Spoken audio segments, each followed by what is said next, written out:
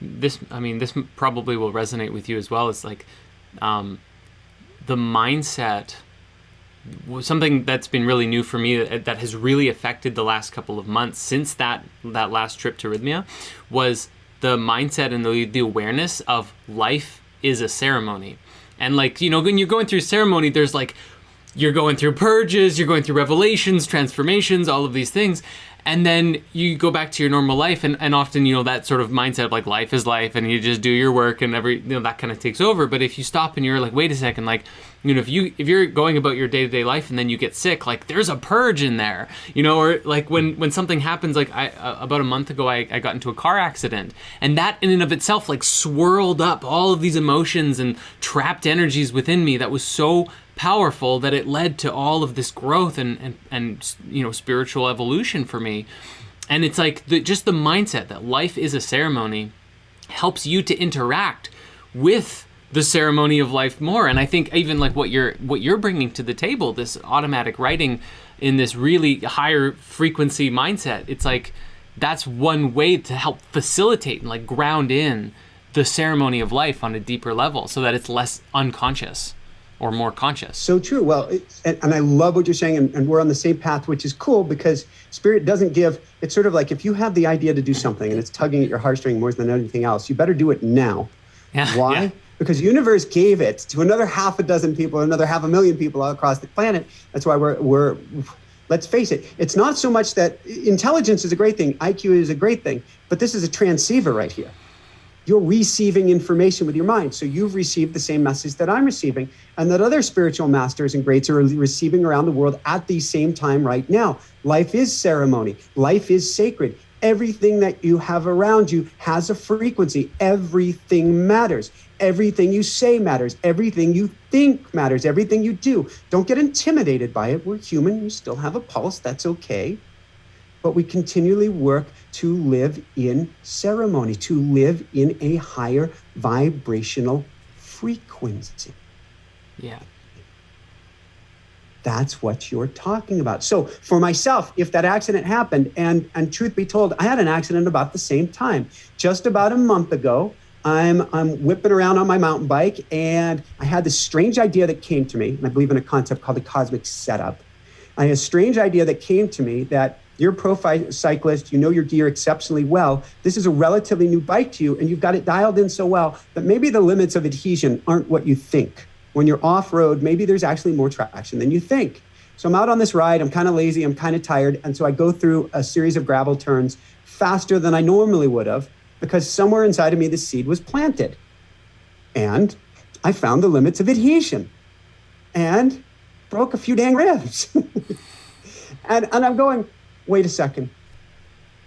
Did I, because my upbringing default mode network goes to, did I screw up? Did I screw up? Did I do something wrong? Did I blow it? Am I out of alignment? Am I pushing too hard in life? Why did this happen? And a little bit of fear. And so I went into my automatic writing and said, all right, Spirit, Angels, Guide, WTF, what just happened here? And what can I learn from this? Bless. That's the question right there. Yeah.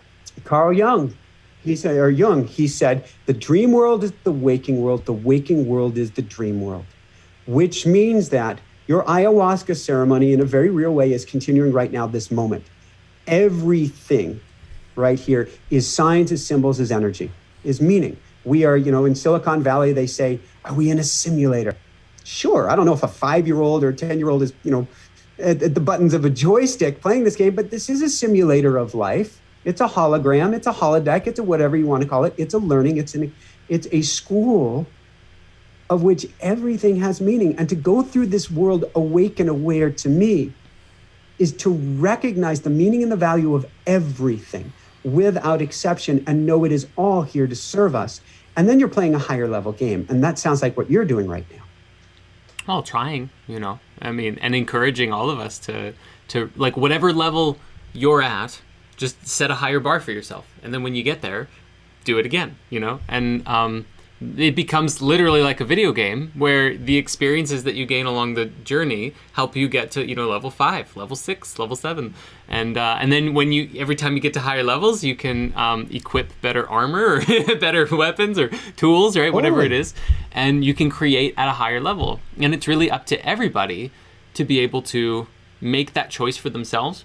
And I think that like there's a quote that I just love that comes from Caroline Casey. She's an astrology teacher and just magical woman. And she said that the greatest tragedy of poverty is not actually the lack of money and the lack of resources, but the lack of imagination and education that often befalls in those kinds of places where like, there is a lot of poverty, because the kids and those people growing up in that space are not being told you can create anything. You are a powerful being. You have unlimited potential. And because they're raised in this environment of lack and depression and suffering and, chaos or what have you, then that's all they know. And then that's what they perpetuate unless something happens that shifts their mindset to think, I can do something greater. I can do something else. And those who do get that seed, planted within them, go off and can like, often you hear those success stories, people doing amazing things, coming from such, like a poor upbringing. And it really, I think, goes to show it's like the power really all is just, it's within us. It has less to do with what's, our upbringing or what's around us than we think. If we can empower ourselves to be the being that we want to be, like there's nothing that really can stop us.